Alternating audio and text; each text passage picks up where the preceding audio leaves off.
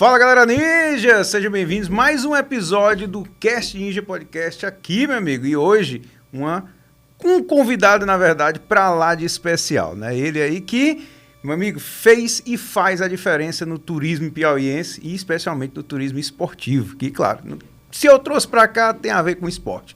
Então, galera, hoje nós vamos receber aqui ele, Erlich Cordão, meu mestre aqui das trilhas. Seja bem-vindo, Cordão. Obrigado, é um prazer estar aqui no Cast Ninja. Você está com um trabalho bacana, gentil. E é um colaborador do Pior Será e do Será Pior. E esse ano eu fiz 10 anos, hein? A gente está junto e vamos lá, vamos para os questionamentos. É isso aí. Galera, eu fiz questão de trazer o Cordão para cá porque, assim, querendo ou não, ele é quem criou essa história, assim, como a gente conhece hoje, né, no mundo off-road e tudo mais. Mas, principalmente, eu gosto de conhecer mais sobre essa questão do turismo esportivo, que eu acho que é uma das maiores, assim, possibilidades que a gente tem e que é muito pouco explorado. Então, eu quero saber, começo de tudo, uma curiosidade de todo mundo. Como é que o Cordão iniciou no mundo off-road? Nas trilhas? Rapaz, isso é interessante. Isso aí é o seguinte, gente. Eu comecei minha vida dando aula, primeiro fazendo contato publicitário para o jornal O Dia, né? Foi meu primeiro emprego. Depois eu fui dar aula no IASG, no FESC, dei 1 ano e meio no FESC, que foi 2 anos, e dei 3 anos, ou foi 4 anos de aula no IASG. Aí depois eu comecei a trabalhar na Secretaria de Fazenda.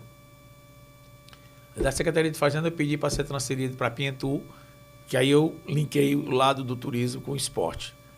E eu trabalhava na Pientu quando eu recebi, antes, eu estava nos Estados Unidos fazendo intercâmbio, e eu vi um cara andando de moto numa XL 250 Honda, ainda prateada, a coisinha mais linda do mundo. Isso era o quê? Isso era em 1976, 50 anos atrás. 51 anos, né? 50 anos. E o cara andava na moto, levantava a roda e passava. E lá tu sabe que as casas americanas não tem muro, não tem calçada. E ele saía de uma casa para outra, por cima de uma rua, por cima de tudo. Aí eu dizia assim, porra, quando eu crescer, eu quero fazer isso aí, entendeu? E aí, cara, eu comecei, quando eu vim dos Estados Unidos, eu trabalhei aqui ainda uns 2 anos, por incrível que pareça, como DJ. Né? DJ Cordão. DJ Cordão. Eu era contratado para fazer som nas festinhas, fazia a tertúlia no Yacht Club. Toda sexta-feira ia para lá, botava um som mecânico com as caixas de som. Eu vendia, eu montava mesas de som e eu vendia para as pessoas. As pessoas que compravam o som importado aqui em Teresina, que naquela época era tudo importado, me chamavam para eu ligar o som das pessoas, né? E aí eu tenho também um orgulho de dizer que a FM O Dia, eu fui uma das pessoas que iniciou aquela FM, junto com o Chiquinho, que era o diretor técnico que instalou as antenas, instalou os módulos, instalou tudo, os transmissores, e eu era o diretor de programação musical da rádio e fazia um programa também chamado Som e Magia, toda sexta-feira, que ia ao ar 11 horas da noite e encerrava meia-noite. Porque a FM desligava os transmissores todo dia meia-noite. Porque apesar de ser uns transmissores em inglês, que naquela época era um transmissor chamado Collins, era o que tinha de melhor no mundo, que o jornal O Dia comprou, o sistema O Dia, né, que agora virou sistema, o transmissor era ainda todo montado numa sala como essa, tudo no ar-condicionado, e era a válvula. O bicho esquentava mais do que churrasco, entendeu? Do que churrasqueira. Eita. E aí, quando dava meia-noite, tinha que desligar, porque senão o bicho pegava fogo e explodia, né? E também eu acho até interessante, eu não sei porque que essas FM funcionam hoje depois de meia-noite, que hoje em dia, depois de 11 horas da noite, está todo mundo dormindo. Quem vai assistir, ouvir. Tem meia dúzia de pessoas acordadas, os IG da vida. Pior que é mesmo. Muita gente, se você for fazer uma estatística, é pouquíssima gente que fica de noite toda acordada. Daí eu sei que a FM desligava e voltava ao ar 6 horas da manhã. E aí eu era o diretor disso aí. Pronto. Depois disso aí, quando eu vim dos Estados Unidos, eu era apaixonado por música. E eu trouxe um tape deck chamado Marantz, que naquela época os equipamentos Marantz, os equipamentos americanos, era o que tinha de melhor. Sim. E tinha um cara aqui em Teresina chamado Sérgio Pinheiro, que ele era apresentador do Jornal Nacional da Rede Clube aqui de televisão, que ele era um cearense. E quando ele viu o meu Marantz, justamente por eu estar botando som nas casas, ele soube de mim, ele foi atrás de mim. Rapaz, esse cara fez de tudo para comprar o meu tape deck, né? E ele não tinha, para tu ter uma ideia dessa proposta desse tape deck, um tape deck desse hoje, na época, era como se fosse assim uns 20 pau. Foi uma coisa assim que eu comprei lá nos Estados Unidos, assim de... Primeiro, acho que eu paguei nele lá $2.500 nesse tape deck. E aí ele não tinha o dinheiro todo para comprar e eu era apaixonado por som quando ele me ofereceu uma moto, uma Harley Davidson Motor V, que estava sendo montada no Brasil. Né? O que eles faziam com essa Harley Davidson Motor V? Eles pegavam uma moto de estrada, botavam um guidão de trilha, levantavam o paralama dianteiro, botavam 2 pneus de trilha, que naquela época não tinha nem pneu de cross ainda, e dizia que era uma moto trail, né?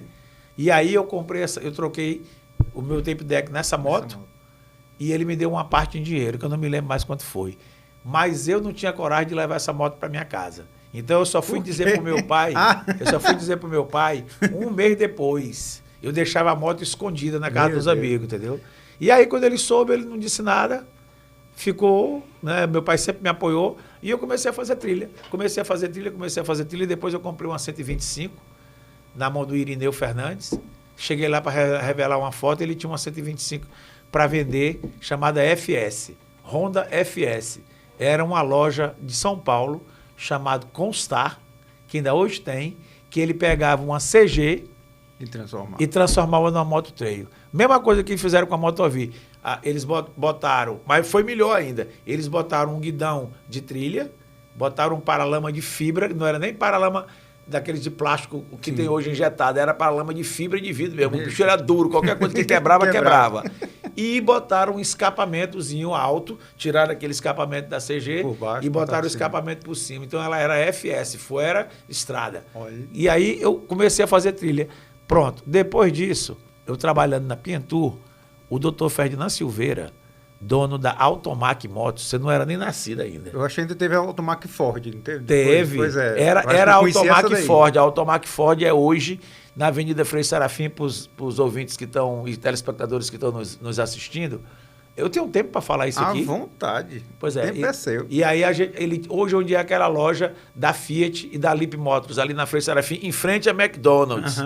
Né? Ali onde hoje é a McDonald's, pronto, eles vendiam Yamaha junto com as Ford, né?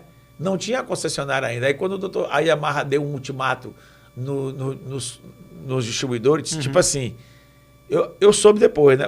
Ou você monta uma concessionária independente aqui da Ford, ou então você perde a concessão. Aí ele fez uma loja em frente, onde hoje é a McDonald's, né? E eu fui ser o gerente geral da loja. Olha aí.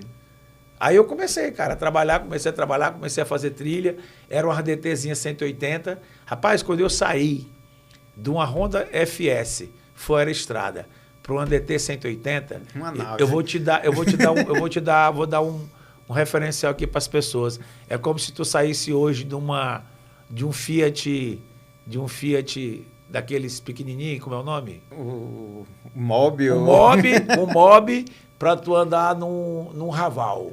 Entendeu como é que é a história? Porque a moto DT 180 foi a primeira moto fabricada no Brasil realmente de trilha. Não era uma moto de enduro, era uma moto trail, mas ela veio com suspensão traseira monochoque. Para o que tinha lá no mercado, né? Não, no mercado não tinha nenhuma. No mercado a Honda não fabricava, a Suzuki não fabricava, só a Yamaha que começou a fabricar essas motos no Brasil, que foi o grande diferencial. E aí, cara, a gente, para poder fazer trilha, a gente depenava a moto, né? Tirava pisca-pisca, tirava o espelho retrovisor, tirava tudo da moto, né? Para a moto ficar mais leve. E aí quando eu vi essa moto, eu não trabalhava nem lá ainda. Quando eu vi essa moto, ainda na Automac Motos, em cima de uma rampa de madeira que a Yamaha botava para a moto ficar exposta, eu passei num dia de Natal, foi entre Natal e Ano Novo, a loja estava fechada. Quando eu vi a moto... Apaixonou. Cara, foi uma coisa assim que eu digo, cara, essa moto vai ser minha, essa moto vai ser minha. Quando eu cheguei lá, que eu estava comprando a moto, chegou um cara, parece que o nome dele era Manuel, Eduardo, uma coisa assim. Leonardo, ele virou para mim, ligou para mim na época, lá para minha casa, que não tinha celular, disse, Cordão, eu soube que tu quer comprar uma moto na Yamaha. Rapaz, eu queria te pedir, pelo amor de Deus, para tu não comprar a moto. Eu digo, qual moto, cara? Ele disse, não, pai, porque lá só tem 2 motos. uma DT vermelha e uma DT branca. E eu digo, qual é a cor que tu quer? Ele disse, rapaz, eu quero a vermelha. Eu digo, cara, pois deu certinho. Porque eu quero é a branca. Acorda aí nessa época, onde eram as trilhas? Porque, tipo, hoje a gente tem que se deslocar não sei quantos quilômetros agora, né? Tudo asfaltado, tudo não sei o quê. Mas nessa época, para onde eram as trilhas que vocês mais faziam? Rapaz, assim? a gente, para tu ter uma ideia, a gente saía ali da Automac Motos, eu morava numa casa do papai, que era ali hoje onde é o Bradesco, na Avenida João 23, em frente àquela Pets. Aquela casa ali era que a gente morava. Quando a gente saía da Automac, vamos supor que era o quartel-general, a gente cruzava a ponte, cara, por ali... Já tinha entrada de trilha. Já tinha trilha. Para tu ter uma ideia, ali onde é o cemitério da Ressurreição, onde é a loja do Alemão que tu conhece. No Alto da Ressurreição. Ali no Alto da Ressurreição, ali aquela loja do Alemão, né, aquela loja do Alemão ali já era trilha. Ali já era trilha vereda, para tu ir pela trilha, né, subindo, para ir ali para o rumo onde é hoje a Taboca do Pau Ferrado, debaixo daquela linha, tudo era trilha. Ali na região da Pissarreira tinha trilha, entendeu? A cidade cresceu muito. E aí a primeira trilha que eu comecei a fazer foi eu, Paulo Mourão, o Josípio Lustosa, que já faleceu, o meu irmão, o Eston. Aí depois apareceu o Elinho, aí depois veio o Henrique Louro, eu, Silvana. Aí a gente começou a andar de trilha, e aí resolvemos fazer o Teresina Trail Clube. Foi o primeiro clube de moto que eu criei. Aí fizemos o Teresina Trail Clube. Quando foi em março, isso eu comecei a fazer trilha em 81. A DT 180 saiu em 81 ou foi 82. Eu comecei a fazer trilha desde 80, que era naquelas duas motos que eu falei antes. E aí a gente começou a fazer trilha, eu me apaixonei, porque Teresina não tem praia. Teresina não tem nada para você. Naquela época, hoje já não tem muita coisa para você, a não ser restaurante para você comer, né? Mas não tem assim Hoje já tem pista de boliche, já tem não sei o quê. Né? Naquela época tinha um iate, tinha um clube, tinha um jockey, tinha as classes produtoras, os clubes que tinham piscina. Hoje em dia todo mundo tem piscina nas suas casas. Naquela época não tinha. Então, e eu nunca gostei muito de banho, esse negócio assim. Eu gostava mesmo era de aventura, justamente por conta do cara que eu vi lá nos Estados Unidos. Entendeu? E aí, cara, eu comecei a fazer trilha e me apaixonei. Porque é bom mesmo, é um contato direto com a natureza. Você chega no meio do mato, aquele cara te dá uma água, que naquela época não tinha água gelada, mas você vê que ele tá te dando água com prazer. Você chega, antigamente a gente saía para fazer trilha. Mesmo. Gentil, naquela época a gente saía para fazer trilha. A gente levava ela na garupa da moto, uma redezinha amarrada, toalha, sabonete. Daqui para Campo Maior, cara, a gente levava era um dia para chegar em Campo Maior e um dia para voltar. Tô te dizendo. Aí a gente foi evoluindo. Hoje a gente vai em Campo Maior e volta assim rápido. Em horas. Pois, o primeiro enduro do Ginipapo foi em 86. Foram de 2 dias de enduro. Um dia de Teresina para Altos Campo Maior, indo lá para Coivaras. E no outro dia foi Campo Maior, José de Freitas, Teresina. Dormimos em Campo Maior, numa escola do estado que tem na entrada da cidade. E voltamos pelo outro lado, passando lá pela Fazenda Nova Olinda. Entendeu? E nesse período, assim, eu imagino que hoje as trilhas, por mais que a gente ache às vezes algumas trilhas virgens, assim, naquele tempo as trilhas deviam ser muito assim, mais difíceis, eu digo. Porque não tinha caminho, né? Não, as varidas, ou era mais fácil hoje em dia. Não, naquela época que a gente começou a fazer trilha. Um percurso desse, por exemplo, para Campo Maior, que você levava um dia aí. Por que demorava tanto? Porque não tinha estradas, era só veredas. Entendi. As estradas que tinha, por exemplo, a gente fez nesse enduro que a gente fez do Genipapo de 86, a estrada de ligação que a gente fez de estradão mesmo foi entre Coivaras e Campo Maior, que hoje em dia asfaltaram, mas ela é uma estrada carroçal. Mas para você sair, por exemplo, de Altos, de Teresina para Altos, não tinha esse monte de estrada que tem hoje. Estrada que eu estou falando para ti é aquelas estradas que o prefeito foi lá e abriu, botou pissarra, que eu até brinco, estragou as nossas trilhas. Hoje em dia, todo lugar que você vai, estragou as nossas trilhas. Quer dizer, é bom para a população, não resta a menor dúvida. Mas para quem gosta de trilha... quem gosta de trilha, hoje em dia você vai daqui para Altos, cara. Tu conhece. Tu vai daqui até o São Benedito.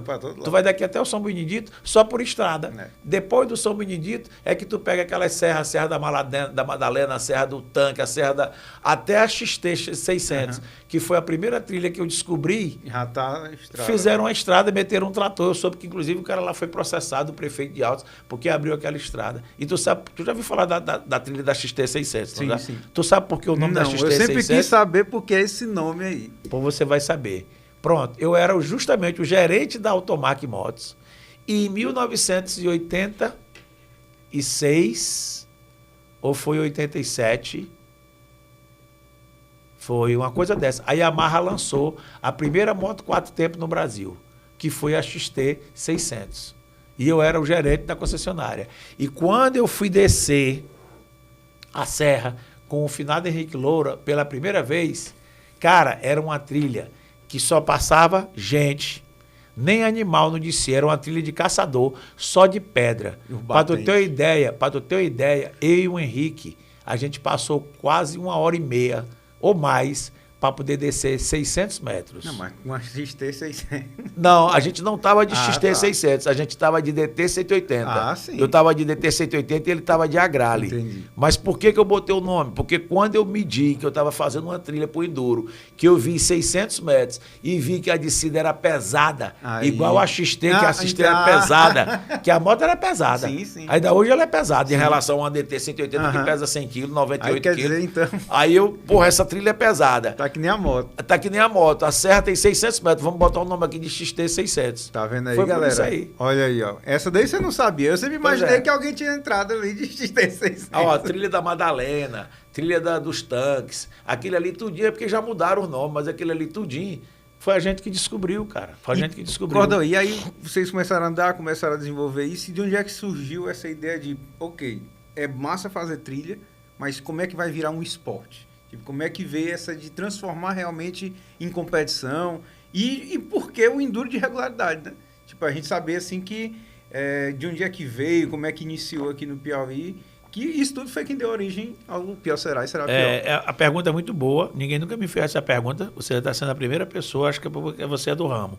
A história é o seguinte, na década de 80 e 90, final da década de 70 foi o boom, né? Final da década de 80 para 90. Foi o boom do off-road brasileiro na parte de moto. Por quê? Justamente com o lançamento da DT 180. Logo depois, em 82, a Yamaha foi lançada em 81. Em 82, veio a Honda com a XL 250, que a propaganda dela era uma XL na Lua. Né, que o cara dizia que ela podia explorar tudo, era a coisa mais linda do mundo. Cara, era a coisa mais linda do mundo a moto, e eu comprei uma. Depois eu comprei uma XL 250, né? Aí eu comprei uma 250 e tal, na Jotal, depois eu comprei uma 250 com 2 carburadores. Tu nunca ouviu falar disso, né? Pois tinha uma 250 com 2 carburadores. Aí tinha uma 350 que a Honda lançou. Aí, cara, a gente começou a fazer essa trilha, assim, por brincadeira, mas eu sempre tive, na minha vida, o lado de trabalhar com eventos. Lembra que eu te falei que eu fui DJ, que eu fazia essa parte de eventos? E eu sempre pensei em trabalhar com eventos, já que ninguém fazia isso no Piauí, e eu sempre gostei de ser, eu sou aquele cara que estou fazendo uma coisa que ninguém faz. Entendeu como é que é a história? Então, ó, corrida de moto, pista de motocross, eu fiz umas 8 no Piauí. Primeiro enduro a pé, quem fez fui eu.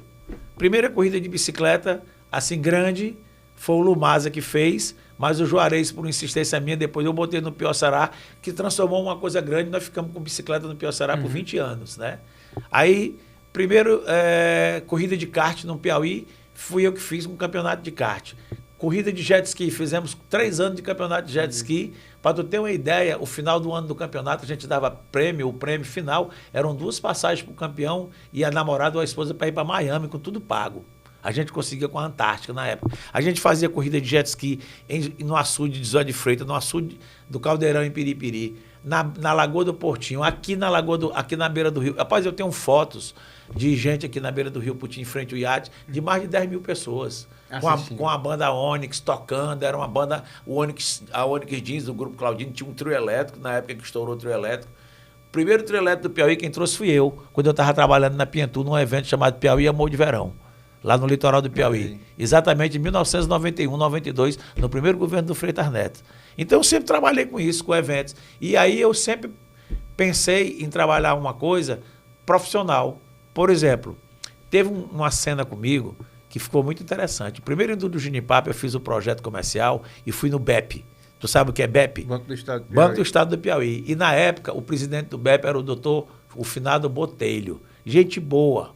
Quando eu entrei lá, e ele só me recebeu porque, olha, é o filho do Cordão. E o papai era uma pessoa muito conhecida. Uhum. E aí ele abriu as portas para mim. Eu era um moleque, um menino velho de 24 anos, né, 23 anos. E aí eu cheguei no banco, fui oferecer o projeto para ele, ele virou para mim e disse assim, nunca me esqueci disso. E ele sempre que me encontrava comigo, ele dizia, rapaz, você foi muito ousado. Ele disse assim para mim, eu vou lhe dar uma ajuda para esse seu enduro. Eu falei, não, doutor Botelho, eu não vim lhe pedir uma ajuda, não. Eu vim lhe vender uma cota de patrocínio, aonde o senhor vai me dar um dinheiro e eu vou lhe dar de retorno isso. E isso custa dinheiro. Para o senhor não é muita coisa, mas para mim é. Então eu não estou lhe pedindo uma ajuda. Uma ajuda é se eu estivesse lhe pedindo uma ajuda para eu não lhe dar nada em troca. Olha, me dê uma ajuda aí que eu vou... Não, mas eu estou lhe dando, vou dar seu nome nos troféus, nos adesivos das motos, nos cartazes, no outdoor, nas camisas. Então eu estou dando um retorno daquele dinheiro que você está me patrocinando. Então eu sempre pensei desse lado profissional. Está entendendo como é que é a história? E foi daí que cresceu. E aí eu tive a sorte de, na época, em 86, eu não estava ainda trabalhando na Automac, não. Eu fui trabalhar na Automac depois. Fui trabalhar na Automac... Pai, eu nem me lembro mais. É muito tempo. Mas, vamos lá. Mas eu trabalhei na Automac 6 anos. Mas eu estava trabalhando ainda na Pientu. E o doutor Gesualdo Cavalcante Barros, no governo do Hugo Napoleão, era o secretário de Cultura, Desportos e Turismo. Para tu ter uma ideia, naquela época tinha uma secretaria que envolvia as 3 áreas e dava conta de tudo e funcionava tudo, né? Funcionava tudo. E eu fiz o projeto do Enduro do Genipapo. Por quê? Você perguntou como é que começou isso. Em 1973, foi 74, começou o pessoal a fazer trilha em Minas Gerais. Sim. E naquela época, o meio de comunicação que a gente tinha eram as revistas. E em 80, logo uns 3 anos depois, 4 anos depois, eu comecei a andar de moto. Lembra que eu comecei a andar de moto quando eu te falei em 79, 80? Eu comecei a andar de moto em 79, 80. Aí eu já estava louco por moto, cara, louco por moto. Aí eu peguei e comprava aquelas motos e via lá, Enduro. Aí o primeiro Enduro da Independência já deu, parece que foi 300 ou foi 400 motos. Rapaz, eu achei aquilo ali... Tenho que fazer isso aqui. Tenho que dar um jeito de trazer isso pro Piauí.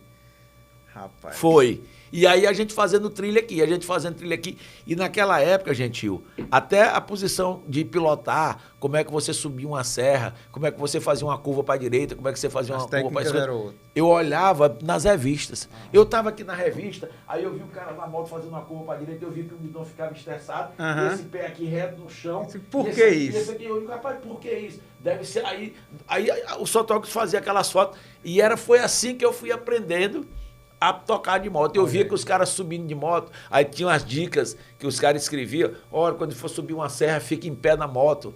Se for descer a serra, bote seu corpo para trás para o peso ir para a roda traseira, para poder dar mais pressão e freio o pneu dianteiro, mas não freio muito.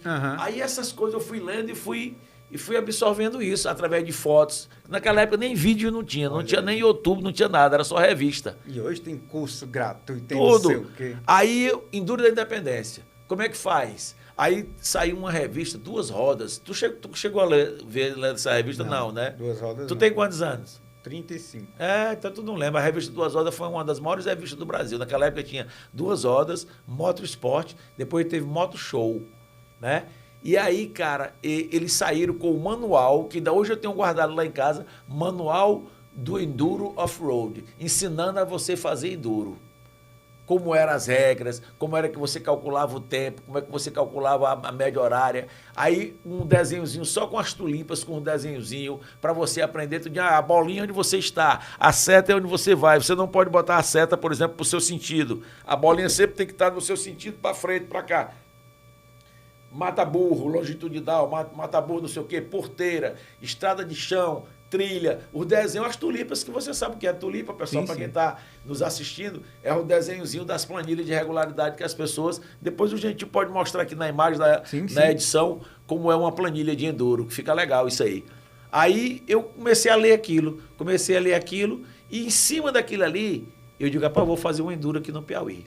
Aí eu comecei. a levantar uma trilha daqui para Campo Maior. Eu ia com 2 amigos meus, que a gente não andava só. É uma coisa que a gente nunca deve andar só em trilha, porque é perigoso. Se você cair, não tem que avise. E aí, o que aconteceu?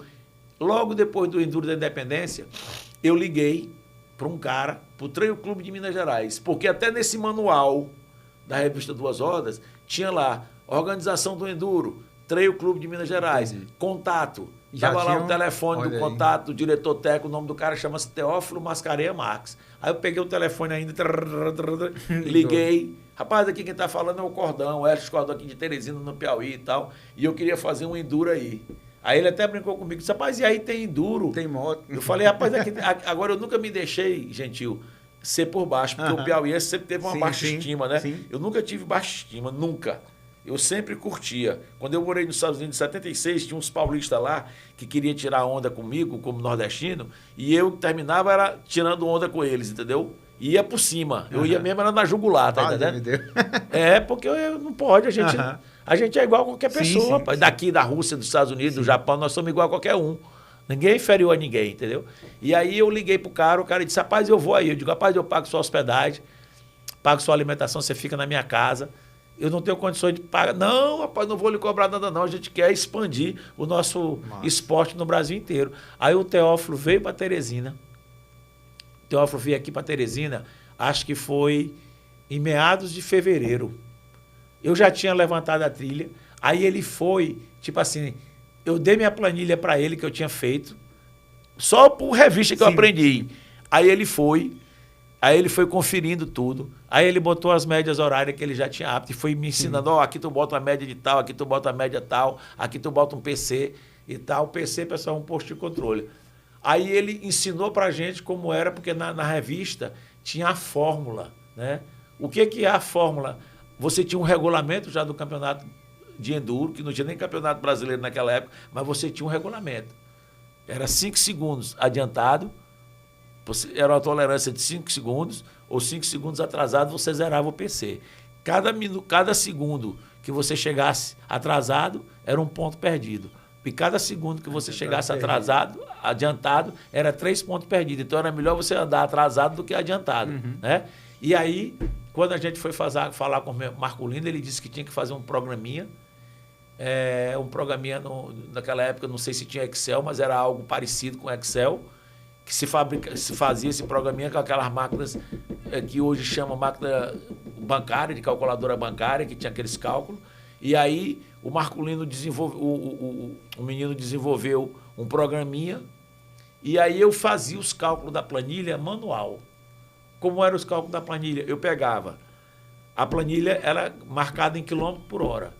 Só que o tempo é em metro por segundo. Então eu transformava quilômetro por hora em metro por segundo e depois dividia por 60 para encontrar os segundos. Então eu tinha hora, minuto e segundo que o cara tinha que estar em cada referência. Caramba. Entendeu? Era feito manual, tudo manual. E eu sempre tive essa curiosidade. Tipo, às vezes eu já vi fotos antigas, inclusive dos primeiros, que o pessoal andava com uma prancheta. Nessa prancheta você colocava a planilha, que era uma planilha de papel que era metade de um A4, que era para você ir arrancando as páginas. Do lado de cá você tinha um buraco, que era o odômetro da moto. E aqui você colocava um cronômetro, um relógio desse G-Shock com cronômetro parcial e outro com um cronômetro total. Né? O cronômetro parcial, você zerava ele cada trecho. Por exemplo, desse trecho para cá, são 10 quilômetros. O cara tem que andar 10 quilômetros em 10 minutos. Então, tu zerava isso aqui na hora de tu sair, exatamente. Aí tu ia controlando o teu tempo aqui no odômetro digital com o G-Shockzinho, que naquela época já tinha G-Shock. Não tinha G-Shock, mas tinha os relógios da Casio, porque sem relógio digital você não conseguiria fazer. Aí você deixava o outro odômetro total para acumular o tempo da prova inteiro, entendeu como é que é a história? E o velocímetro da moto era uma coisa interessante. Não existia equipamentos digitais. Pois é. Aí o que era que o pessoal fez em Belo Horizonte, que passaram para a gente, que a gente aprendeu. O cara pegava, por exemplo, um velocímetro do ADT, que era a moto que eu usava, ou do XL, tirava 2... Tu conhece aqueles velocímetros antigos que era analógico? Que tinha o de voltar. Que você voltava assim, que era um númerozinho que ia para frente e ia para trás. Você tirava ali, você abria aquele velocímetro, tirava Porque ali você tem o que? Ali você tem 100 mil quilômetros, 100 mil, 200 mil. Você tirava aquela casa, uma, duas, três casas, que era tipo um negócio de plástico assim, que rodava. Você tirava aquilo ali, botava uma mola, tá certo? Pronto, porque aí você só precisava de no máximo até 50 quilômetros, ou 100 quilômetros no máximo, você não precisava mais do que três dígitos casas, aqui. né? Aí você botava uma mola. O Ferreirinha, que mexe hoje com conserto da moto, ele aprendeu a fazer isso que eu ensinei para ele. Aí ele já estava preparando os odômetros da gente. Aí como era que aquele ali a gente fazia? Aquele ali, a gente quando queria zerar o odômetro, a gente puxava ele para fora com a molinha e aí ia para frente ou ia para trás para ajustar o odômetro. Era desse jeito. Tu acredita? Rapaz. Era desse jeito. E você pilotar. E hoje a gente pilota com as coisas digital e às vezes ainda se perde. Tu entendeu? E aí você tinha que parar. Agora, uma coisa é certa. Antigamente, a gente perdia muitos pontos. Porque era foi cálculo a mesmo. Era... É que nem se tu pegar um carro de Fórmula 1 hoje, batendo uma volta num autódromo, e tu pegar outro de 1950, sim. potência, tecnologia. Hoje, como eu te disse, a gente vai em Campo Maior e volta num dia. Naquela época, a gente passava um dia para ir em Campo Maior e outro dia para voltar. Então, E se chovesse? Como é que ficavam essas folhas? As planilhas, a gente cobria as planilhas todas, encadenava folha por folha com plástico. Botava dentro de um saco plástico. Comprava aquele saco plástico fininho e aí botava folha por folha dentro do saco plástico e à medida que você ia passando, você... Porque o Enduro do Ginipapo foi debaixo de chuva. Teve chuva, que era em março. Entendeu? Então a gente cobria os relógios não tinha problema, era prova d'água. Sim. E o odômetro da moto também não tinha problema. Mas a planilha era assim. Eu já fiz uns 3 ou foi 4 enduro noturno, chamado Enduro do Sonâmbulo. Sonâmbulo? Era. Enduro do Sonâmbulo. A gente saía, teve um enduro que a gente saiu 6 horas da tarde e chegamos meia-noite. E teve outro enduro que a gente saiu meia-noite e chegou 7 horas da manhã para tomar café. Caramba. Passando a noite todinha fazendo trilha. E hoje, por que a gente não tem provas assim? A gente vê que tudo tá muito igual. Né, assim, a gente vê, e isso até teve aquele caso do Minas Rider uns anos atrás, que fizeram tipo, com a Red Bull e não sei o quê, e deu aquele problema lá todo com o Ministério Público e tudo mais. E aí hoje eu vejo que muita gente faz os eventos muito igual. Mas não se preocupe não, que nós vamos fazer um enduro noturno. Olha aí. Enduro do Sonâmbulo. Se prepara, galera. Se prepara, galera, que nós vamos fazer o enduro noturno. Agora é o seguinte, o detalhe do enduro do Sonâmbulo é importante. Você não pode levantar a trilha de dia. Você pode até levantar de dia, mas você tem que conferir de muda noite. Tudo. Verdade. Sabe por quê? Porque muda tudo. Verdade. Uma vez, logo no começo, eu não tinha essa experiência, aí eu botei assim, zerar do lado da porteira azul. E de noite? Como é que você vê essa porteira azul, que você não vê a porteira azul? Verdade. Aí sabe como é que a gente fazia para ler a planilha? Que é outro detalhe que você não sabia. Lembra que eu te falei que toda moto tinha um pisca-pisca? Sim. Aí a gente tinha a prancheta aqui, tinha a planilha aqui, a gente pegava o pisca-pisca da moto, como se fosse o espelho retrovisor, e dobrava assim, como se fosse um quebra-luz. Para ler a planilha. Para ler a planilha. E para não encandear. Aí você iluminava o odômetro da moto, os relógios, e ficava olhando para. Então, se a gente for fazer um enduro noturno hoje, agora não vai ter problema. Porque o celular enxerga tudinho de manhã, de tarde, de noite. Você enxerga aqui de noite. Mas naquela época você tinha que ter essa luzinha para poder você enxergar, entendeu? E era legal, cara. Era legal, porque você, por exemplo, saía às 6 horas da tarde e chegava à meia-noite, assim, numa churrascaria aqui em Teresina, no auge da churrascaria. Imagina a gente chegar, por exemplo, no Locomotiva, em frente ao Locomotiva, meia-noite, 11 horas da noite. Verdade. Há 3 anos atrás, ou foi 4 anos atrás, eu fiz uma trilha daqui até Pedro II para o Festival de Inverno, com carro e moto. Não foi competição, não, foi um trilhão. Sim. Nós saímos de Teresina às 5h30 da tarde e fomos chegar às 11 horas da noite em Pedro II. Na hora do festival. Na hora do festival. Chegamos lá na praça ali, na Praça Pona Prima, não, chegamos naquela praça ali do memorial que tem no Laboratório Tertuliano Brandão. Nós chegamos ali. Ainda deu tempo o pessoal curtir. Foi, entendeu? Fizemos isso de noite. E na frente de tudo isso, de onde é que saiu a ideia de criar o Piacere? Essa história é boa, mas escuta essa história. Em março, quando eu fiz o primeiro enduro do Ginipapo, para tu ter ideia como era difícil as coisas, a prova terminou no domingo, nós fomos entregar o resultado na quarta-feira. Oxe! Passamos 2 dias, 3, apurando. Eu ia perguntar aí como é que é feita essa apuração, se todo mundo chega lá com as planilhas, com as coisas. Tinha GPS em alguma coisa? Não, era assim. A gente colocava na trilha, no máximo, 12 pessoas, 12 duplas. A cada 20 quilômetros, a cada 30 quilômetros, depois de uma serra, um ficava com uma folha de papel, anotando o número do piloto, e o outro ficava com um cronômetro. A gente tinha, eu como organizador, tinha o trabalho e o cuidado de deixar todos os relógios sincronizados na mesma hora. Entendi. Na mesma hora. No caso, isso dos PCs. Ah, de todos os pilotos. De todos os PCs. Dos PCs. Não, os pilotos, cada um se organizava pela gente também. Entendi. O piloto... Aquela mesma história, chegou na largada, que hora a hora são? oficial? Tá aqui, gente, Entendi, a hora oficial do entendi. meu relógio, anota aqui. Aí tu regulava teu relógio pelo Os meu. relógios das provas de hoje. mesmo Exatamente, exatamente. Só que hoje o celular já faz isso automático, Entendi. né? Então, naquela época, a gente fez isso desse jeito. Então, o que acontece? A gente trabalhava nessa parte dos PCs e depois tinha um carro só para levar os PCs para dentro do mato e depois recolher os caras. A gente saía era 3 horas da manhã, 4 horas da manhã, cara, para deixar os caras. Para deixar os caras no meio do mato, entendeu? Aí deixava sempre perto de uma casa, falava com a pessoa para dar uma comida, para dar uma água lá para essas pessoas. Era mão de obra, cara. Tá doido. Aí quando acabava tudo, né? Trazia isso para a gente apurar. Era na mão, apuração na mão, com o programinho. Fizemos o Enduro do Ginipapo. Logo que nós fizemos o Enduro do Ginipapo, lembra que eu te falei que o evento foi organizado pelo pessoal, que eu tive o apoio da Secretaria de Turismo? Sim. Então, a gente, quando tem o apoio do governo, dinheiro nunca acaba, sempre tem dinheiro, quando alguém quer ajudar. Sim. E o deputado Jesualdo Cavalcante, que Deus o tenha, ele era de Corrente, era um cara muito sensível, era um cara que tinha uma mente muito aberta. E quando eu levei um enduro para ele, que era uma coisa diferente, ele adorou a proposta, né?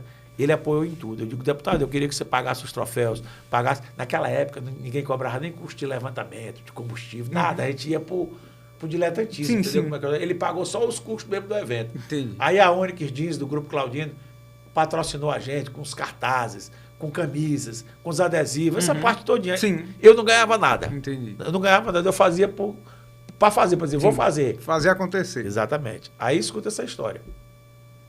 E aí eu trouxe 2 caras, um da revista Moto e outro da revista Duas Rodas, para cobrir o Enduro Ginipapo. Tu sabe o que é isso? Eram as maiores revistas do Brasil. Era como se fosse hoje os maiores portais de esporte do Brasil. Era o que você via.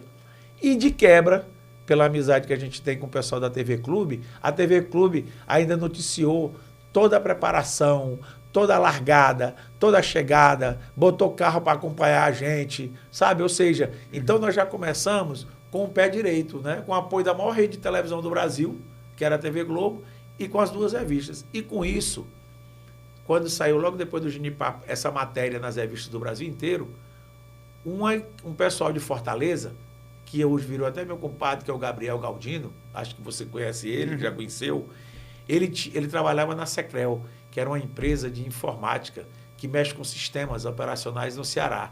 E essa empresa parece que tinha instalado o sistema na Secretaria de Planejamento aqui em Teresina, que aqui é como se fosse uma data prévia, um negócio desse que tem aqui no Piauí, todo estado tem. E aí ele vinha para cá para fazer a manutenção. Ele era o técnico, ele era um programador em COBOL. Naquela época ainda tinha até esse programa chamado COBOL. Aí, hoje em dia é Microsoft, é um monte de porra, outras coisas. E ele usava agora tem um Linux, né, uma coisa assim. E ele veio para cá. Quando ele viu essa matéria nas revistas, na revista falava que eu era gerente da Automac Motos, que trabalhava lá. Lá. Aí ele foi bater lá. Rapaz, eu sou o Gabriel, faço trilha no Ceará. Falei, rapaz, aí no Ceará tem. Lá nós temos o Trail Clube de Fortaleza. Eu digo, rapaz, pois aqui nós temos o Teresina Trail Clube, que eu sou o presidente. Rapaz, eu sou o presidente do Trail Clube de... Aí eu digo, eu vou fazer um enduro do Monsenhor Gil agora em maio, que foi o nosso segundo enduro. No primeiro ano, logo em 86, eu fiz 3 provas. 3 ou foi 4. Eu fiz uma prova no Ginipapo, fiz o enduro de Monsenhor Gil e depois eu fiz outro enduro em outubro, que eu não me lembro para onde foi. Mas foi para Barras. Aí nós fizemos 3 provas. E ele disse para mim que ia trazer um pessoal para o enduro de Monsenhor Gil. Eu nem acreditei. Né? Eu nem acreditei. Será que esse pessoal vai vir do Ceará para Pois é. Aí para essa prova. Aí, quando foi o enduro de Monsenhor Gil, eu levantei a trilha, na época, o finado Noronha, eu falei hoje de finado aqui mesmo, já uns 10 finados, amigo meu, né? Pelo tempo. Mas é isso mesmo. Aí o doutor Noronha, que já faleceu, era o prefeito de Monsenhor Gil, nos patrocinou para a gente fazer um enduro de Monsenhor Gil, né? E aí, o que aconteceu? Eles vieram ou foi 10 pilotos de Fortaleza. Caramba. Rapaz, o nosso enduro... Aqui, gente, a média de pessoas que praticavam o nosso enduro aqui no Piauí era 17, 18 pessoas. O enduro do Ginipapo, nós já começamos com 21 ou foi 22 pilotos. Foi uma coisa boa, cara. Sem dúvida. Naquela época, em 86, 21 ou 22 pilotos, veio gente de Floriano correr aqui, né? Veio gente de Parnaíba. Foi uma prova muito boa. Aí nós fizemos o enduro, aí ele foi embora. Aí ele virou para mim e disse, Cordão, vamos fazer um enduro de Fortaleza para Teresina? Eu falei, cara, vamos. Agora eu só faço de Fortaleza para Teresina, se depois a gente fizer de Teresina para Fortaleza. Caramba. Aí ele falou, pô, vamos fazer. Aí, cara, o enduro da gente ia se chamar Enduro da Integração. Só que eu não botei fé. Tu entendeu como é que é a história? Ele só disse isso para mim, aí pronto. Rapaz, quando foi no 7 de setembro, antes do 7 de setembro, porque o 7 de setembro caía num domingo, mas eu ainda trabalhava no sábado na Automac Motos, uma coisa assim. Chegou ele e o Gabriel e um amigo meu italiano, o Alfio, que hoje está com 80 anos, foi dono de uma pizzaria lá em Fortaleza, vieram, ele, o Alfio e outra pessoa, não, foram duas pessoas, chegaram lá na Automac, todo sujo, umas 3 horas da tarde. Falei, porra, Gabriel, que eu já conhecia ele, ele tinha corrido o Monsieur Gil, já tinha amigo. Aí eu digo, rapaz, o que é que tu tá fazendo? Rapaz, nós fizemos a trilha de Fortaleza pra cá. O quê? Eu digo, o quê? Ele falou, fizemos. Caramba. Como é que nós vamos chamar o nome desse enduro? Ele falou, vamos chamar Enduro da Integração. Aí eu digo, beleza. Aí, Cordão, como eu mexia, sempre que eu mexia com eventos, e ele não mexia, eu tinha uma empresa chamada Realiza Promoções. E ele não era aquele técnico informal que ele não sabe vender nem um lápis. Entendi. Tá entendendo como é que é a história? Entendi. Porque tu sabe que o cara que é marqueteiro vende sim, tudo, sim. né? Aí, tu cuida da parte do marketing, que eu cuido da parte técnica. Eu digo, beleza. Que eu sei que a parte da trilha é a parte que dá mais trabalho, Sim. mas tudo é uma coisa junto, é uma simbiose. Aí o que aconteceu? Comecei a fazer o projeto, levei o projeto para o Grupo Claudino, consegui patrocínio do Grupo Claudino, consegui o patrocínio da Automac, que eu trabalhava na Automac, consegui o patrocínio acho que do governo do estado. Resumo da ópera, a gente levantou a grana do rally. Quando foi no feriado, isso ele estava aqui no 7 de setembro, quando foi no feriado de 31 de outubro, que era meu aniversário, pro Dia dos Finados, que naquela época todo mundo trabalhava, né? Então a gente não podia se dar o luxo de passar uma semana longe do trabalho para levantar uma trilha. Sim. Então o trabalho tinha que ser sexta, sábado e domingo. O máximo que o meu patrão me liberava era uma sexta-feira. Entendi. Porque ele sabia que eu estava no ramo, que eu estava ajudando a vender mais moto. Então ele abria as pernas para gerar pra mim. demanda lá. Para gerar demanda. Aí eu fui para Fortaleza, mandei minha moto aqui no ônibus da Expresso de Luxo, que hoje agora virou Guanabara, Olha aí. tá certo? Porque o Frangiose também, que Deus o tenha, que faleceu, foi o cara que organizou a prova, ele e o Gabriel. Aí eu fui para Fortaleza, fiquei na casa do Frangiose, que o Frangiose veio correr aqui em maio e a gente ficou amigo. A gente se conheceu, ele era descendente de alemão.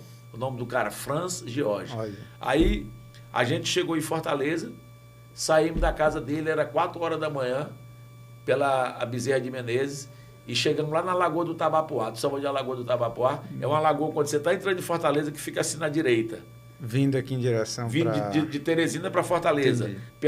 Indo para Calcaia, no Sim, sentido sim. vindo de Calcaia para Fortaleza. Daí a gente veio. Pronto. Quando a gente estava fazendo a conferência da prova, quem foi o cobaia? Fui eu. Eles andavam atrás e eu estava com a planilha que o Gabriel fez na minha moto na frente, e eles também tinham a planilha deles. Mas eu estava com a planilha na frente para botar. Só que eu não estava preocupado com essa parte de desenhar a planilha, calcular a média, porque isso tudo foi o Gabriel que fez. Sim. A minha parte era o marketing, a minha parte era conseguir dinheiro para fazer os troféus, para fazer o jaleco, para fazer os adesivos, para fazer as camisas, entendeu como é que é a história? Entendi. Aí o que aconteceu? A gente, quando estava vindo, quando chegou depois de Viçosa, primeiro dia foi Fortaleza, Sobral. Segundo dia foi Sobral, Piripiri. E o terceiro dia foi Piripiri e Teresina. Foram 3 dias de provas. 3 dias de prova. Aí mas naquela época também tinha muito estradão, cara, Entendi. sabe? Estradão que eu digo assim, estradinha que anda carro, não tinha muita sim, vereda, não entendeu? era tão tranqueira. Não, porque a gente não tinha habilidade, Entendi. cara. A gente não tinha habilidade. A maior tranqueira que a gente subiu, que eu me lembro, foi uma serra muito doida que tinha em Tapajé, mas era a subida que subia carro, Entendi. alguns trechinhos de trilha, e a subida de Viçosa, aquela subida de Viçosa da Pedra do Itaguru Sul, Sim. que hoje está que é calçamento Aham. e depois asfaltaram. Aquilo ali era uma estrada de carro que abriram, mas aqui e acolá a estrada de carro ficava bem estreitinha. Nós subimos aquele ali foi a maior serra que eu subi na minha Olha vida aí. até então, entendeu como é que é a Caramba. história? Nós subimos pelaquela serra do Itaguru Sul. E aquelas escadarias da Igreja do Céu, Sim. nós fomos por um lado e o padre deixou todo mundo Descer no de enduro moto. descer de Eu acho moto que eu vi por ali. uma foto dessa aí que Tem você uma postou foto um do dia. pessoal descendo ali. Aquilo Meu ali ainda era de E não tijolo. quebrou isso ali? Rapaz, se quebrou, deve ter quebrado. Mas Naquela queria. época, a gente não tinha hoje Essa noção. não, de preservação É. de uma coisa antiga. E o padre deixou. O padre achou foi bonito, né? O prefeito achou que foi bonito. Já Pode pensou? descer. E nós descemos todo mundo lá. Ó, nós já começamos o Serapió com o pé direito. O pior será aconteceu com 36 duplas. Porque naquela época, o Enduro do Ginipapo, o Enduro de Monsenhor Gil, o Enduro de Barras, até o evento aqui começou em 86. Até 91, todo mundo só corria de dupla. Ah, olha aí, essa eu não sabia. Só corria de dupla por no que Brasil que era de inteiro. dupla? Porque eu não sabia Pra não navegar. dar sol. Porque eu não sabia navegar, tu não sabia navegar. Então um ia ajudando o outro. Entendi. E a gente tinha medo. Entendi. Entendeu? Então, ainda hoje, quando tu vê hoje categoria dupla nessas provas que ainda hoje a gente faz, Aham, sim. um se escora no outro. Sempre tem um. Eu não gosto de categoria dupla por isso, entendeu? Um se escora no outro. Um vai só para dizer que sabe, o outro vai só para subir no troféu, para mim não tem mérito Rapaz. nenhum. Entendeu? Rapaz.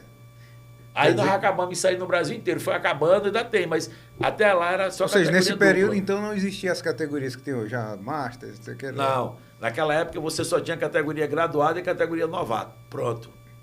Entendi. Novato, graduado. Não, no próprio Ginipapo foi uma categoria só. No Enduro de Monsenhor Gil, uma categoria. Porque era todo mundo no mesmo nível, gentil. Tava todo mundo começando. Tava todo mundo começando, era todo mundo. Não era nem graduado, era Entendi. todo mundo novato. Entendeu? Pensou. Aí foi que foi evoluindo a coisa. Aí depois, quando começou a evoluir, você tinha a graduado, a novato e a estreante. Só. Sei, tá. Pronto. Esse negócio de over 50, over 60, over 40, isso é. Foi quando chegou agora quem Foi começou a lá. idade da gente. Entendeu? Aí foi com 40 anos foi que começou a over 30, Olha aí. over 40, mas naquela época não tinha isso, né? E nessa medida que foi evoluindo. Sim, mas deixa eu te contar essa história. Quando nós chegamos depois de Viçosa, naquela época ninguém tinha GPS. Pois é. Para você ver onde era o estado que você estava. E Eu eu ia vinha, perguntar, como é que levantava essas trilhas? eu vinha naquela ansiedade de saber se eu estava no Piauí ou no Ceará. Eu acho que tu já escutou essa Sim, história. sim, sim. E eu cheguei para um senhor e perguntei, meu senhor, isso depois de Viçosa, num povoado chamado Padre Vieira. Padre Vieira é o último município que tem Sim. entre Cocal dos Alves para o Piauí. E eu parei lá no meio do mato e perguntei para um cara, meu amigo, eu estou no Piauí, eu estou no Ceará. O cara virou para mim e disse, rapaz, é que você está no Ceará pior, no pior Ceará. Eu falei, oxe, que porra é essa, cara? Ele virou para mim do jeitinho que eu estou lhe dizendo, disse, rapaz, eu estou aqui a terra de ninguém. Aqui a gente não sabe se mora no Piauí Ou você não sei. ou se é no Ceará. Aqui é o pior Ceará e o Ceará pior. Aí eu estava com o Gabriel e o Franjel, eu digo, aí Gabriel, que o nome da prova é esse nome. Será pior quando se chegar do Ceará para o Piauí. Isso. E o ano que vem vai ser pior Ceará, quando a gente for fazer daqui para lá. Caramba. Aí ficou o nome. Nós mudamos de Enduro da Integração para pior Ceará e Será pior. Entendeu? Foi assim que surgiu o nome. E aí, na medida que foi, então era só moto. Só moto. Quando foi que teve essa ideia de dizer, rapaz, vamos inserir os carros? Vamos Foi inserir... 10 anos depois, em 1997.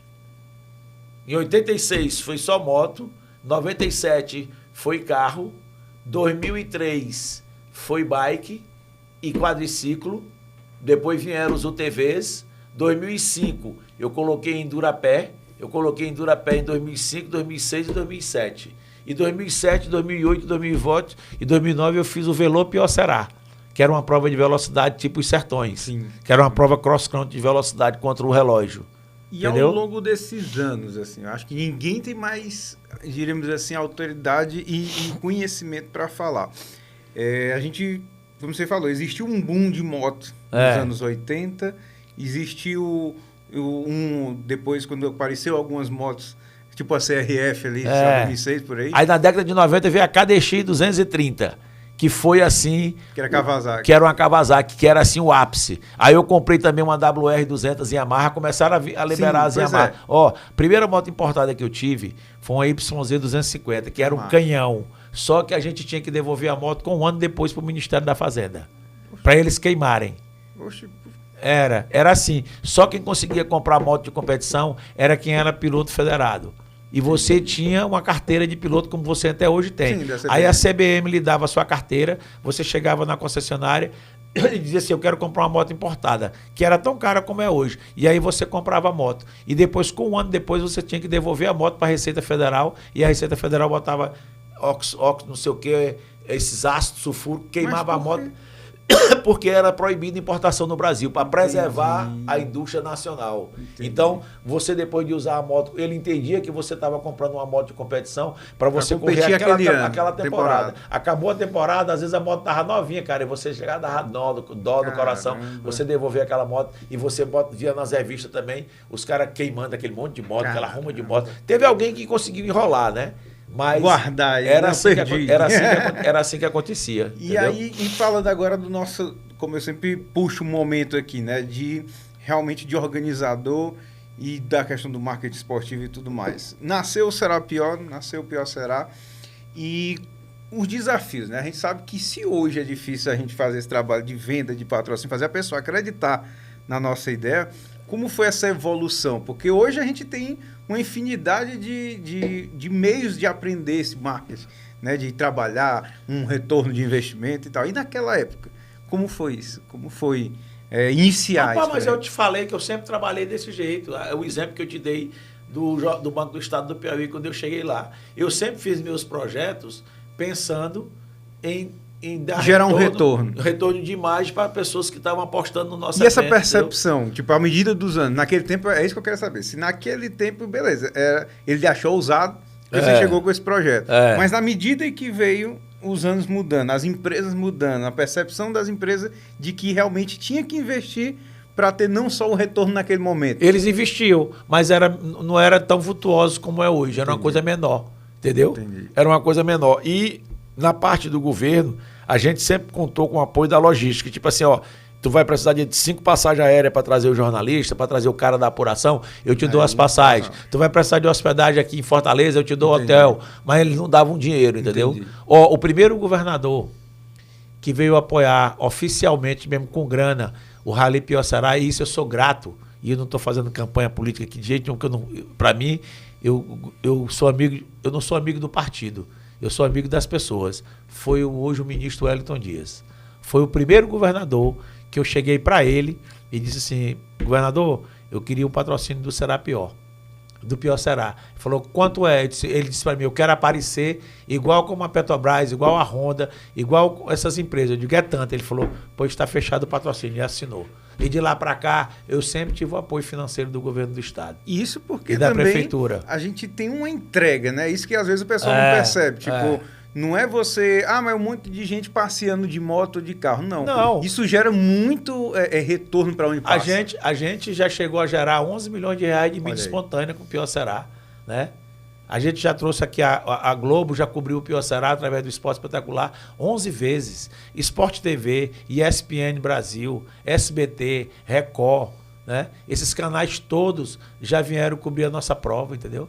Só para tu ter uma ideia, nós tivemos um programa no Esporte Espetacular de 25 minutos, cara, só do Será Pior. Caramba. Na época que o Ernesto Lacombe veio, tu sabe o que é 25 minutos? 5 blocos de 5 minutos na Globo Nacional. É forte. Só o Pior Será nesse dia. E por que em janeiro? Justamente por isso. Porque é um período que está o Campeonato Brasileiro de Futebol de férias, sim. Stock Car, Fórmula 1, não está acontecendo nada. Ou seja, essa data é estratégica. Só acontece o Dakar, que começa no dia 1º de janeiro, 31 de dezembro para 1º de janeiro, e acaba no dia 15. Olha aí 10 dias depois, começa o Pior Será, entendeu? Quer dizer... E aí nós já fomos parte do Campeonato Brasileiro várias vezes, aí nós colocamos essas modalidades todas, mas ainda hoje nós temos uma dificuldade muito grande para, às vezes, conseguir patrocínio. Porque o empresário brasileiro, eu não culpo nem muito o empresário, acho que é o governo que ele cobra muito impostos ele aperta muito o empresário, que o empresário não tem muita margem para investir, né? Porque se o empresário investisse em patrocinar a gente e deduzisse alguma parte, né, também do imposto dele, como tem hoje essas leis de incentivo, que naquela época não tinha, ajuda muito. Mas mesmo assim, tá certo? Tem muito empresário que não tem essa visão. Mesmo com a lei de incentivo, ele não tem essa visão. Porque, sabe por que eu tenho um projeto de lei de incentivo, quando eu vou vender para o empresário, ele diz, não me interessa não, porque senão o pessoal da Secretaria da Fazenda vem aqui vistoriar a minha empresa. Porque o cara trabalha com intenções subterfúgias, entendeu como é que é a história? E ele tem medo de te patrocinar, né, usando uma lei que para ele vai ter que pagar o imposto de qualquer jeito, e para ele é bom, porque ainda vai divulgar a marca nele, mas ele não quer te ajudar porque... Não correr risco. Para não correr risco. Imagina a mentalidade. E uma coisa também que eu vejo é que a questão também do retorno, né? Quando você chega numa cidade, a cidade... Para, né? Literalmente. A cidade gente estava em Aracati agora na largada. A cidade parou, né? Tudo. Então, imagina assim, aquilo ali, um monte de gente vendo. E o que ele deixa, né? Hospedagem, combustível, alimentação. O nosso evento, o Rally Pior Será Pior, ele está estimado em deixar, esse ano, mais de 8 milhões e 300 mil reais ao longo do roteiro. Eu expliquei agora para o doutor Silvio Mendes, na reunião que eu tive com ele a semana atrasada, quando a gente foi conversar com ele sobre o patrocínio do Pior Será do ano que vem, e para ele liberar as ruas, o local que a gente quer largar, que a gente está decidindo, ele disse assim, Cordão, quanto é a caravana do evento? Eu digo, a caravana do evento reúne 1.200 pessoas.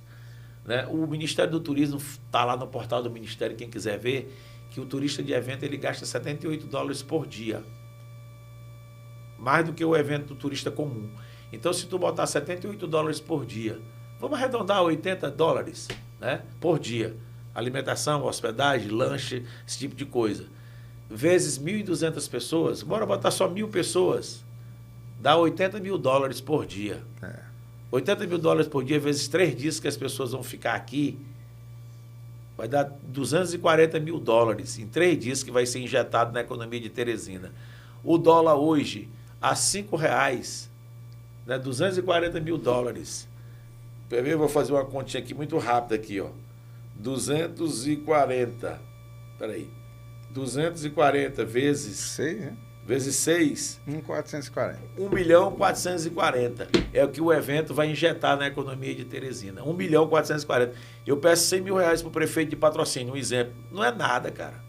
Não é nem 10% do que eu vou deixar na cidade. O retorno da cidade. Aí ele recebe, além disso, ele ainda tem a imagem da cidade, que vai ser projetada para o Brasil e para o mundo inteiro, a imagem, né? Que é uma das coisas que a gente ajudou muito, justamente as pessoas quando vêm de fora, quando vem para Teresina, que é a primeira vez que vem, principalmente por conta do Pior Será, diz assim, Cordão, eu estou impressionado com a tua cidade. Eu pensei que Teresina era, tipo assim, uma cidade velha, feia, do interior, sabe? O ó do mundo, entendeu como é que é a história? Quando as pessoas chegam aqui, veem que a cidade é bonita, é limpa, é uma cidade bem cuidada, entendeu? Isso é imagem, isso não tem preço, entendeu? Isso é verdade. Isso fora, e no último governo do finado Firmino, que eu já falei finado demais, tem uma estatística feita pela Secretaria Municipal a SENDEC, Secretaria Municipal de Desenvolvimento Econômico e Turismo, que o nosso evento gera 82% de taxa de ocupação hoteleira na cidade. Mais do que a Micarina, mais do que o Coço. Por quê? A pessoa diz, não pode, o Coço dá 50 mil pessoas, o Pior Será só dá 1.200, porque o Coço é 50 mil pessoas de Teresina. Sim. O máximo que vem aqui de Demerval Lobão, de Altos, de Caxias, que quando chega... Cidades próximas. Ele volta para dormir na cidade dele. E 1.200 pessoas vêm de fora para participar do Pior Será, que fica aqui nos hotéis, entendeu? Então, a gente já, por exemplo, a gente já está com patrocínio da Prefeitura de Pedro II, Piracuruca, Camusim e Jijoca de Jericoacoara. Quando eu fiz esse cálculo para o prefeito de Calcaia, que é lá na Praia do Cumbu, que você teve o prazer de estar com a gente, o prefeito já comprou o patrocínio da gente durante 3 anos. Ele disse, não, está fechado com você 3 anos, eu quero que você largue e chegue daqui até o meu mandato. Porque ele viu, cara, ele viu a quantidade de pessoas, e principalmente quando a prova chega no Ceará, ou quando a prova larga do Ceará, as pessoas ainda ficam mais. Sim. Tu viu o tanto de gente que chegou esse ano em Aracati? Teve gente que chegou em Aracati uma semana antes para curtir Canoa Quebrada, para ficar lá. Sim. Ele ficou no mínimo lá... Aproveitou lá. Ele ficou lá pelo menos 6 dias. Aí você imagina. E tu imagina, ele gastando $80 por dia. E é muita gente. O cara vem um piloto, vem a mulher, vem um filho.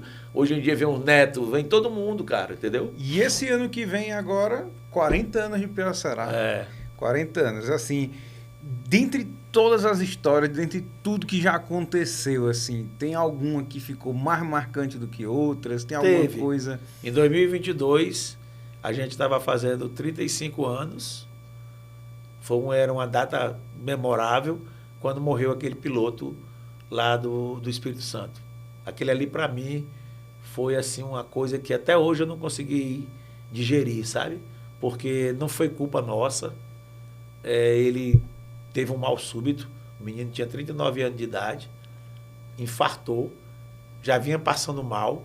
A gente depois conversando com a esposa dele, até a minha esposa conversando com a mulher dele ainda lá em Parnaíba, na noite que a gente estava, todo mundo tinha uma equipe nossa de 8 pessoas com os paramédicos e tudo mais atrás dele na serra, que não consegui me encontrar.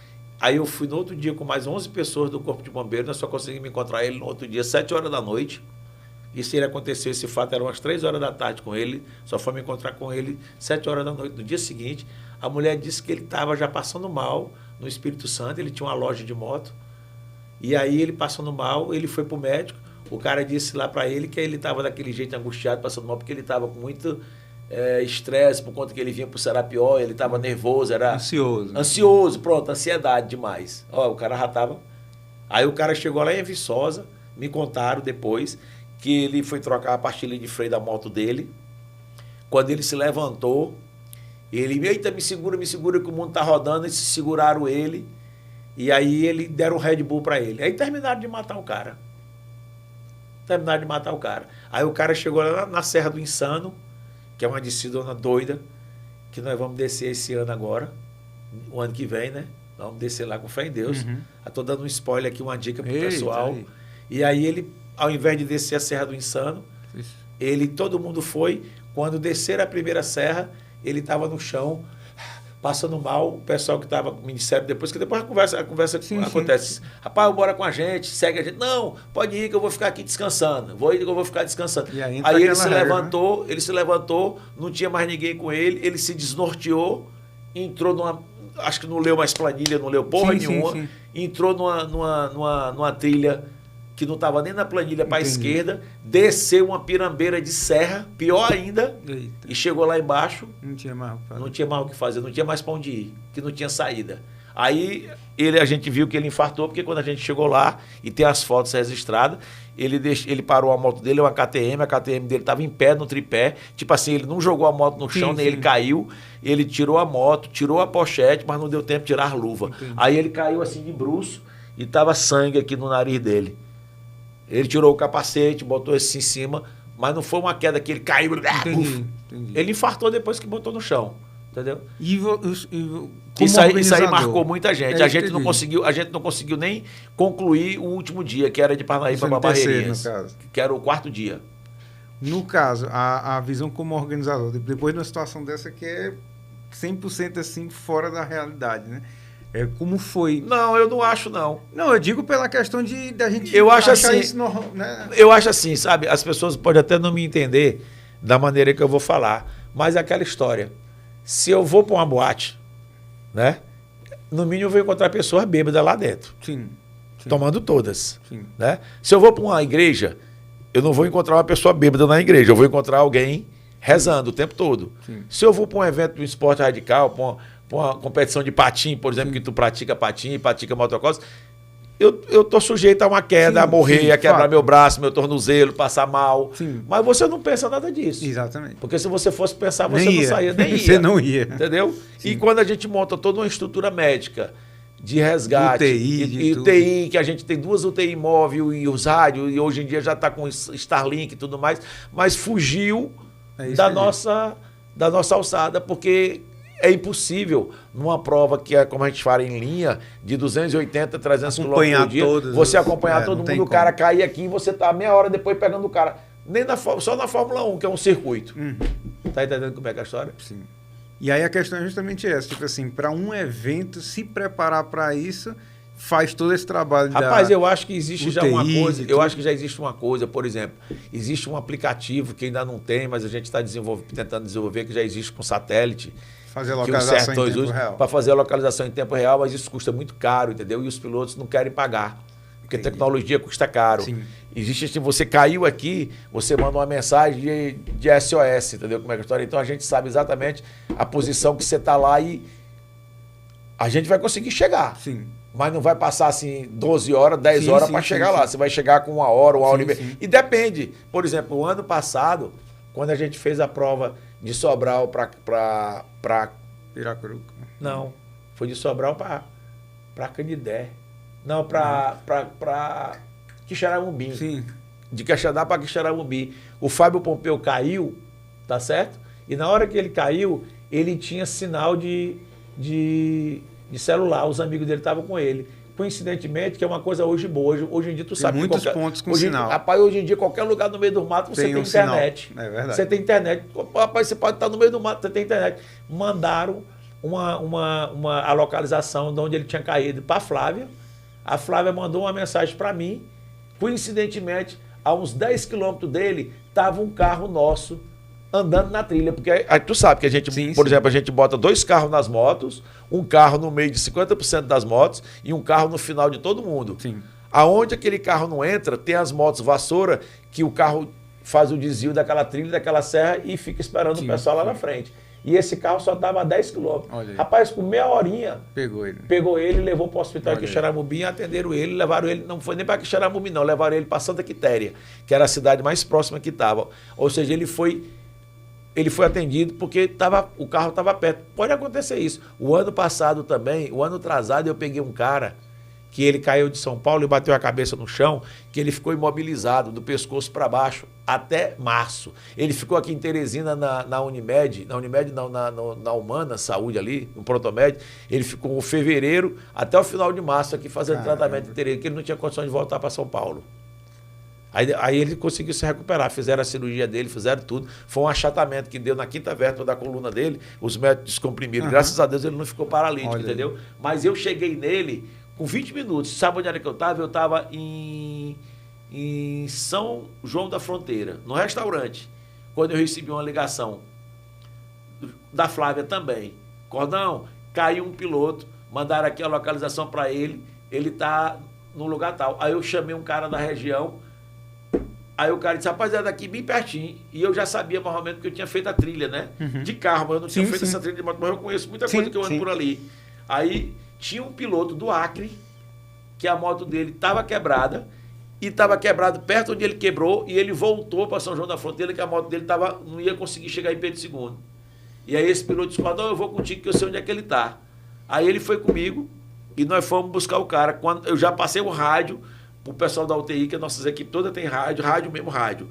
E aí eles foram indo. Quando eu já cheguei no cara, eu encontrei com a UTI indo e uma ambulância da cidade de São João da Fronteira já estava chegando. E nós recuperamos o cara e levamos ele para Piripiri, para fazer o primeiro atendimento em Piripiri. E de Piripiri ele foi transferido aqui para Humanas, aqui em Teresina, para o Prontomed. Ou seja, isso é um esporte radical, não importa se é na moto, se é no TV, no quadriciclo. Aí esse ano, para evitar a história da Flávia, que ela ficava... Eu botei o Márcio Filho esse ano com o doutor... de crise, com o doutor Cadu, que era só o coordenador de crise, entendeu? Sim. Ele vai no asfalto o tempo todo, ele sabe onde é que a moto entra, onde é que as trilhas estão passando. O cara caiu, passa um rádio para ele, ele já vai logo com o médico, chama a UTI mais perto que tiver, a ambulância mais perto. Porque tu sabe que dentro da trilha também tem uns carros resgate com paramédico, com tudo, né? Para poder resgatar o cara. Então agora a gente criou essa figura do coordenador de crise, entendeu? O diretor de crise, que é ele que vai... Facilita muito. Agiliza, na verdade. E, olha, e graças a Deus, esse ano, o Márcio Filho passou 4 dias só coçando o cabelo. Só passeando. Aí, é melhor assim, melhor que seja assim. Entendeu? Cordão, agora falando realmente da realidade que a gente tem, né? Você com toda a sua experiência... o que é que hoje você daria de recomendação ou de sugestão ou uma dica de fato, assim, né, no geral, para esses novos organizadores, que a gente está vendo uma maré de muita gente querendo organizar prova de bike, prova de moto, trilhão, tudo no mundo, né? Então, ou seja, só fazem, não vão muito atrás justamente de tentar profissionalizar, para evitar um problema que possa acontecer. Então, eu queria que você comentasse um pouco, ou falasse um pouco, como poder ajudar esse pessoal. Primeiro, assim, eu acho que tudo na vida você tem que fazer. Porque às vezes me perguntam, qual é o sucesso do Pior Será e do Será Pior? Eu digo, rapaz, porque sempre a gente fez a coisa com muito respeito a quem participa, a quem patrocina e aos nossos colaboradores. Se você fizer isso com respeito, com qualidade, com seriedade, você consegue o sucesso, certo? Eu vejo aí, cara, pessoas fazendo eventos, trilhões, a corrida de bike, essas coisas assim. Às vezes eu não vou dizer nem o que é, mas o cara não tem segurança nenhuma com a prova. Às vezes tu tá fazendo uma prova, aí tu tem uma ambulância, a ambulância é uma ambulância do SAMU. A ambulância do SAMU não é tua, cara. A ambulância do SAMU é do município, é da cidade. Se tu tiver um acidente na cidade, tá fazendo uma corrida de bike lá em Altos, e tiver um acidente na cidade de Altos, se a ambulância estiver lá na trilha e alguém chamar a ambulância vai deixar a corrida e vai ter que vir para a cidade para atender alguém na cidade, entendeu? Então o organizador tem que ter dinheiro ou meios para alugar uma ambulância dele, uma equipe de resgate dele, né? Mas aí as pessoas que praticam também, que participam, não se preocupam com isso, sabe? O cara quer curtir, o cara quer se divertir, o cara não pensa que ele pode acontecer uma coisa séria com ele e não ter ninguém para tirar ele lá de dentro, para ajudar ele, assim, o mais rápido que puder, salvar ele da vida dele, entendeu como é que é a história? As pessoas brincam muito com isso. Às vezes eu vejo as prefeituras de uma maneira geral patrocinando aí eventos, cara, que o prefeito ou o secretário de esporte não pega um checklist e diz assim, cara, eu queria saber se a tua prova tem... Uma garantia, né? Qual é a garantia que a tua prova tem? Tem seguro? De segurança. Tem seguro de responsabilidade civil contra terceiros? Tem ambulância? Tem resgate médico? Tem rádio, comunicador? Tem abre trilha? Tem fecha trilha? Não. E aí, cara, quando ele bota o nome da prefeitura dele, na secretaria dele, num evento desse, se acontecer uma coisa mais trágica, tá certo? Ele pode ser envolvido, cara. Ele pode ser envolvido porque ele está emprestando um nome para uma coisa, né? Outra coisa, eu pago muito isso, o justo paga pelo pescador, pelo pecador. Eu comunico meus eventos todos aos órgãos de trânsito do Piauí e do Ceará. Eu mando, e é lei hoje, que vai cruzar, né? Você tem que mandar com 30 dias todos os pontos, coordenadas geográficas e horários que a primeira moto e o último carro está passando nas estradas federais, municipais e estaduais. Justamente, e hoje em dia, eu já estou com 5 anos que eu levo uma equipe de 12 pessoas só para sinalizar as rodovias. Eles não param o trânsito da rodovia. Uhum. Eles sinalizam com cones antes e depois e param o competidor. O competidor vai vindo aqui, vem um caminhão ou vem um carro, vem qualquer coisa na estrada, ele para o competidor, aí o competidor fica esperando para não ter um acidente, porque às vezes o cara sai adrenalizado, sim. Né? O cara sai adrenalizado e bate de carro com o cara, entendeu? Isso já aconteceu. Uma vez a gente fazendo um enduro daqui de Teresina em 2005 para Juazeiro do Norte, um cara passando lá não foi São João da Fronteira não, foi a última cidade, foi em Fronteiras, na última cidade do Piauí. O cara saiu de um posto de gasolina, adrenalizado, do jeito que ele saiu, ele não olhou, um F1000 ia passando na estrada, pegou ele no shake e quebrou aqui, bem no meio o fêmur dele, entendeu? Porque o cara sai adrenalizado, o cara pensa que ele está fazendo um evento, um enduro, que o mundo todo vai parar para ele passar. Mas não. O cara da bike é assim, o cara da moto é assim, do quadriciclo é assim. O mundo não vai parar para ele. Às vezes o cara não sabe nem o que está acontecendo, entendeu? Eu comunico as cidades, a gente tem a preocupação de quando a gente está fazendo uma trilha, passar com no máximo 30 km por hora nos povoados, nas vilas. Aí tem algum piloto irresponsável que está atrasado, não respeita isso. Aí a gente coloca a zona de radar. O que é a zona de radar? Eu informo na planilha qual é a velocidade máxima na planilha e onde tem zona de radar. Ó, a zona de radar começa no quilômetro tal e termina no quilômetro tal. Se o cara passar daqui de 30 km por hora, pode dar uma penalização dele. Se ele insistir na penalização dele, desclassifica, entendeu? Isso é regulamentar. Entendeu? Então você tem que ter esse respeito com a população. Você tem que, por exemplo, eu não passo mais em beira de praia. Já andei em beira de praia. mas de uns 20 anos para cá, não ando mais em beira de praia, porque eu acho que praia é lugar de banhista e de desova da tartaruga marinha. Então você tem que preservar esses ambientes, entendeu? Parque Nacional só entra agora com a categoria passeio, com a categoria turismo, expedição, que é para conhecer o parque, mas competição eu não entro mais porque as pessoas não respeitam. A gente às vezes diz assim, ó, dentro do Parque Nacional de 7 cidades a velocidade máxima é 40 km por hora. O cara na moto que tá atrasado ou quer aparecer, senta o cabo, entendeu? Não respeita aquilo ali. Então, às vezes, é aquela ovelha que está estragando o rebanho todinho, entendeu como é que é a história? Então... E hoje a importância, agora, para a gente começando a finalizar esse assunto, justamente da importância da expedição. Tipo, eu tive 2 dias com o pessoal da expedição e é uma forma, eu vi como a família e tudo mais vão para ter a experiência que não tiveram. E né? Não é só competição. E você vê que eles não jogam nada fora, né? Não. Tudo é dentro do carro, exatamente, né? Tudo é o saquinho de lixo. Eu acho que muita gente ainda tem que conhecer. Então já fica até o convite, galera. Dê uma pesquisada sobre a categoria expedição no Rally, porque assim, é uma experiência incrível e você não vai para competir. Não, é uma boa exemplo, porque quando a gente fala de Rally Piauçerá, a gente só pensa em competição. Todo mundo só pensa em competição. Performance. E nós temos uma categoria expedição, que é uma categoria passeio, que você vai com a sua família, tem um guia que vai na frente e você vai seguindo aquele guia. O guia não vai lhe deixar você perdido no meio do mato. Não é uma trilha pesada para quebrar seu carro, para ralar seu carro. Para tu ter uma ideia, quando a gente levanta a trilha da categoria expedição, se tem um mato estreito, a gente manda cortar o mato. Se for um mato muito longo que não vai dar para cortar, a gente volta, faz um desvio e vai por outro rumo, justamente para poder proteger o carro do cara, entendeu? E aí a gente vai parando. Por exemplo, vou te dar um exemplo. Esse ano, o ano passado, que a gente saiu de Teresina, vamos falar assim, a gente passou lá na Serra de Santo Antônio.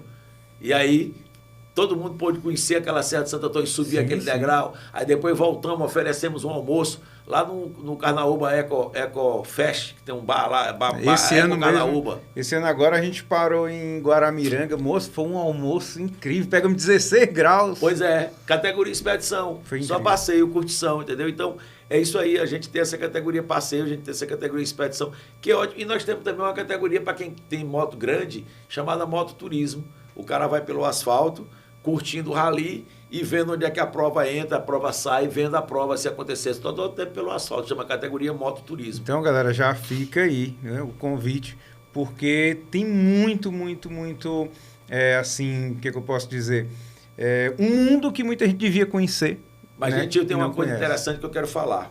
Ó, se você quer ir para o Piauçerá, para o Serapió, se preocupe com uma coisa. Até com a inscrição, se você deixar para depois, para mim é até melhor, porque vai subir o lote de preço, né? Olha aí. Eu vou ganhar mais. Se antecipe.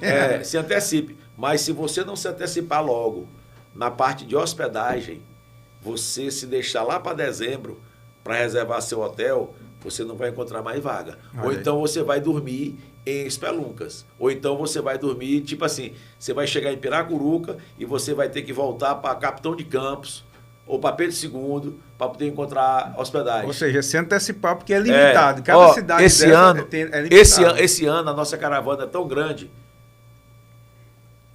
que aconteceu também o ano passado. Aconteceu esse ano e vai acontecer no próximo ano. Esse ano nós vamos sair. O primeiro dia é Teresina, Pedro II comporta todo mundo.